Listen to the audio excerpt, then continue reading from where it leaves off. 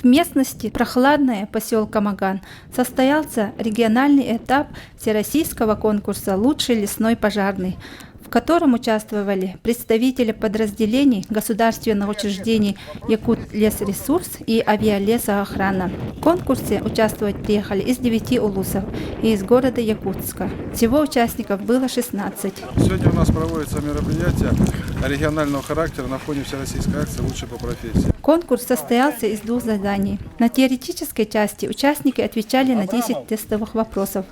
Нюансы работы, в общем, получается. В основном работа интересная.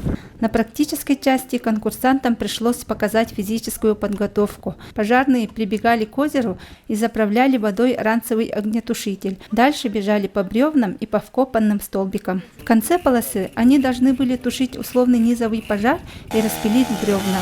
Далее их ждала самая трудная часть. Водрузив на себя мотопомпу с комплектом пожарного ствола, они бежали обратно к озеру, а заправленная бензином мотопомпа весит больше 15 килограммов. Подбежав к озеру, они зачерпывали воду в мотопомпу, включали и сбивали бутылку с водой, установленного на расстоянии 15 метров от пожарного ствола. Настрой, конечно, победить, только победить, стать лучшим, первым. Это у всех у нас, как сказать, по работе всегда.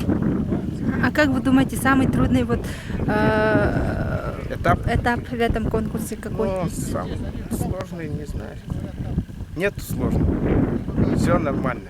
Набрав высокий балл по всем этапам конкурса, лучшим лесным пожарным стал инженер горного филиала Якутлесресурс Айсен Стручков. Второе место занял парашютист пожарный Амгинского авиаотделения Авиалесохрана. И третье место досталось инструктору десантной группы Якутского авиаотделения Авиалесохрана.